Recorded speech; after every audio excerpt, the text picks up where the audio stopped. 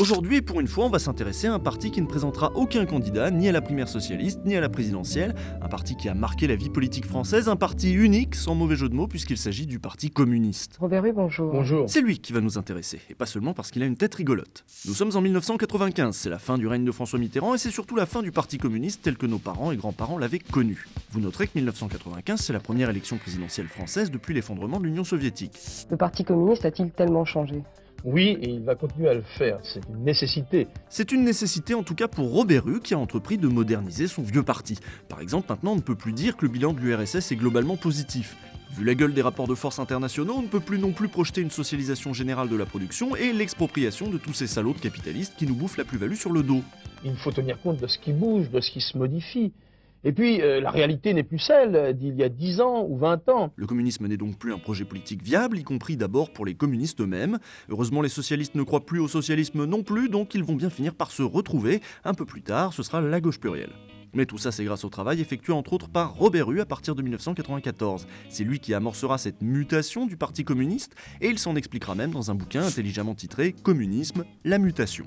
Pour moi, communiste, c'est synonyme, voyez-vous, de partage, de communion, de solidarité. C'est cela pour moi, c'est d'être davantage moderne, en fait démocrate, au service du peuple le mieux possible, au service du changement. Alors là, on a une très jolie suite de mots, le changement, la modernité, la démocratie, on pourrait en aligner d'autres, ça coûte pas cher, l'Europe, la solidarité, le progrès, tiens, c'est pas mal non plus. Un charmant assortiment de concepts relativement consensuels, mais qui tranche résolument avec le langage qui était celui du PCF lors des décennies précédentes. Alors, quelles sont ces mesures ?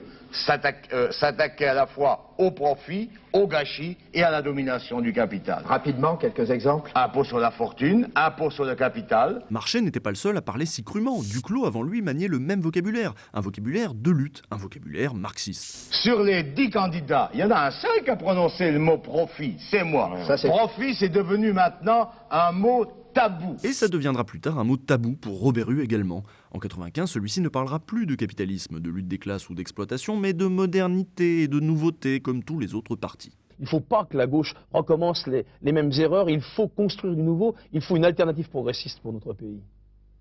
Merci. Une fois qu'on a dit ça, on est en droit de se demander mais comment on en est arrivé là ?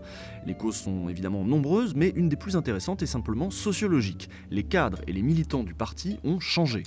La spécificité du Parti communiste était d'avoir, dès l'entre-deux-guerres, mis sur pied un réseau d'écoles du parti auquel venaient se former intellectuellement les travailleurs. L'ambition était de faire émerger de la classe ouvrière une élite ouvrière à même de gouverner à la place des élites libérales au pouvoir. Je suis un ouvrier. J'ai au départ mon certificat d'études. Et c'est tout. Georges Marchais ou Jacques Duclos ont été formés à ces écoles qui fournissaient des armes intellectuelles à ces classes dominées, exclues du système scolaire ou aspirées trop jeunes par le marché du travail.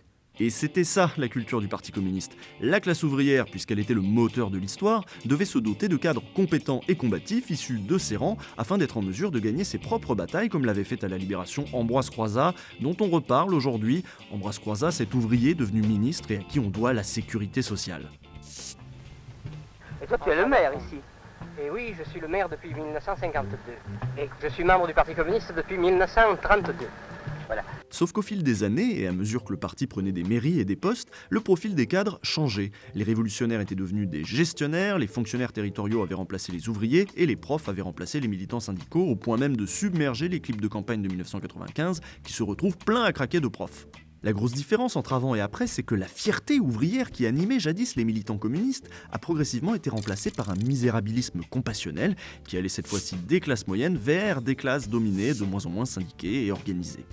Or, on voit bien que ça n'est pas du tout le même concept, que ça ne peut plus être le même parti, et ça explique qu'ils ne produisent plus le même discours. Le PCF jouait un rôle précis dans la démocratie représentative. Quoi qu'on pense du marxisme ou même de l'ouvriérisme, le parti était une courroie de transmission dans la société.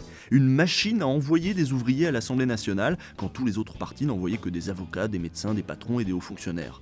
La question qu'on pourrait se poser maintenant, c'est « et qui va faire ce boulot ?» Qui va faire en sorte de rendre la démocratie vraiment représentative? Qui va transformer des employés d'Amazon en ministres? Qui va changer des chauffeurs Uber en députés? Qui va envoyer des aides-soignants, des caissiers, des balayeurs siéger dans les chambres nationales ou européennes? personne ne semble plus se poser la question. Et pourtant, pour répondre à la crise de la démocratie représentative, cela pourrait être la seule question qui compte. D'autant plus que maintenant, vous le savez, un parti, ça peut aussi servir à ça. Ça devrait peut-être même servir à ça. Merci.